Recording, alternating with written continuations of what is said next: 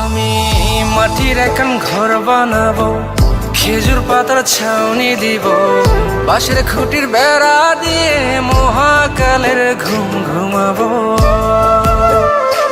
আমি মাটির এখন ঘর বানাবো, খেজুর পাতার ছাউনি দিব, বাঁশের খুঁটির বেড়া দিয়ে মহাকালের ঘুম ঘুমাবো।